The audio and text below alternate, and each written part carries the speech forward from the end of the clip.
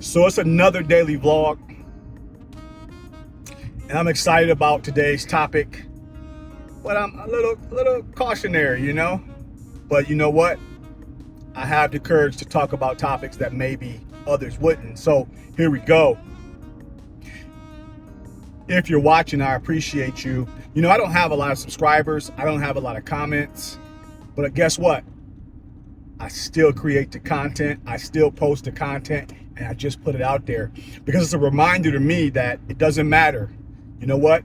It only takes one person to change your life, and I really believe in that. So I'm not ever worried about all of the numbers. I just do the work. I just follow the process, and I fall in love with that. And I know the rest is gonna do well because I'm gonna do the work. But if you're watching right now and you haven't subscribed, go ahead. It's very simple. Just hit the button. Right? I appreciate you. Today's topic stems from several DMs I've gotten in the last couple of weeks. 100% of them are for women, and the question was the same, so I wanted to address it. Now, I did address them, obviously, and I appreciate them reaching out and asking me the question. Why is your content targeting men? Why is so much more of your content? I've seen a shift in your content, and you're speaking specifically to men. Why don't you just put content out that talks to people? And I understand the question, and it's a great question. Now, everything that I talk about, it could be applied to both men and women. But my answer, which is very clear, is because God has told me to talk to men. God has told me to talk to men. And God has told me to use my experience, my personal experience, not my theory, and also the experience that I've visualized from other men and conversations and all of them, and put them together in content that may shine light on some of the issues. And so the first topic that I really want to talk about is from a biblical standpoint, and it's very, very simple. Be strong and courageous. And that's Joshua 1:9. I'll say it again, Joshua 1:9. Be strong and courageous.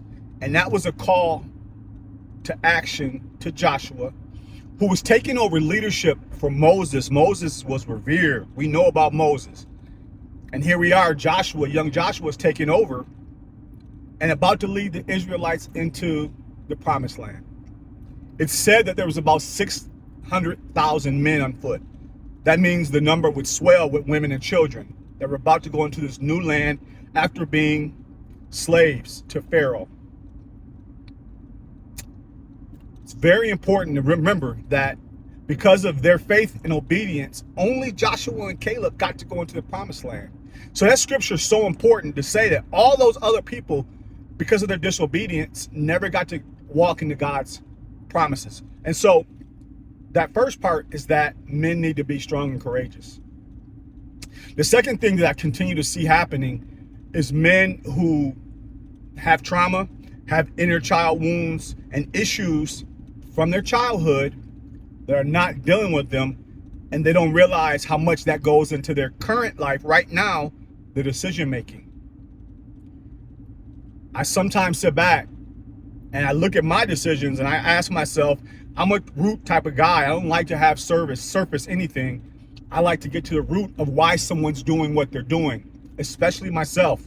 And so when you do that, you can really change your behavior. And everything that I'm talking about is stuff that I'm practicing, that I've worked on, especially in like the last 5 years, really worked on myself to get healed and be a better man that could be an example for other men, right? And so it's really important that men start to focus and say, hey, is there something that's going on with me within that's causing me to make bad decisions, right? And it's so important because when you talk about men who are husbands, when you talk about men who are fathers, when you talk about men who are running businesses and in leadership positions, it's a major calling to be in a leadership position and have people following you, and then you make bad decisions. And one of my favorite quotes is I did my healing work because I got tired of bleeding on people I loved. And that one thing was like, wow, my decisions really aren't just about me. they affect everybody around me, my kids, my relationships, all the people around me. And so that's number two, is that men need to really focus and say, is there something going on with me from my past that I need to heal? It's a real thing. Number three is character traits, integrity, honesty, core values, our beliefs, what we will and what we won't do. And I always have these conversations in the groups that I'm in with men. And some men, they know right away, these are my core values. These are my yeses. These are my nos. And these are my non-negotiables. And so when you think about integrity, which is defined as what you'll do when nobody's watching, everything that a man does, everything that he does in the dark, because there's a lot of men do things in the dark. I've been one of them men that have done things in the dark. It always comes to light. It always comes to light. But when it comes to light, it's funny. You know, I was thinking about it yesterday, and I'm really in this space of what kind of man do you want to be for the rest of your life? And I want to be the kind of man, I want you to think about this. I want to be the kind of man that when the lights come on, I don't have to scatter like roaches. Now, if you don't know it, if you never lived in a situation where you have roaches, I have, you can hear them moving around at night in the dark. You turn that light on and they scatter, they go hide, they go run. I don't want to be the type of man that has to run when the lights come on. I want to be the kind of man that when the lights come on, I say, go ahead and look.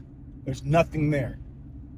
Because I'm being righteous and I'm living in a way that's pleasing to God, but also that's pleasing to me, and that can be pleasing and proud to my family, where people can say my name and my family can say, man, I remember when my dad or my husband or whoever we're talking about was one way and now he's a completely different way, and they can stand on that. They can live in that. And so you think about every man you know. What kind of decisions are they making? Do they have a relationship, a real relationship with God? Are they connected with God on a consistent basis? Have they healed from their traumas? And do they have non-negotiables that are rooted in core values so that when the lights come on, they don't have to scatter. Their family doesn't have to scatter, and their lives aren't getting ruined. So that's the reason why I am speaking more and more about man topics, because men are struggling. They are struggling, and they are doing it in plain sight. They are lonely. They are hurting. They don't know which way to turn. You can just see it. It's right in front of us in all of the decisions that we continue to see. And the one thing I want you to think about, and you can tell me if I'm wrong in the comments, a lot of the issues in our society, not all, stem from broken men. I'm gonna say it again. A lot of the issues in our society today stem from the actions, behaviors, thought patterns of broken men. Yeah. My name's Cornelius, and like I always say,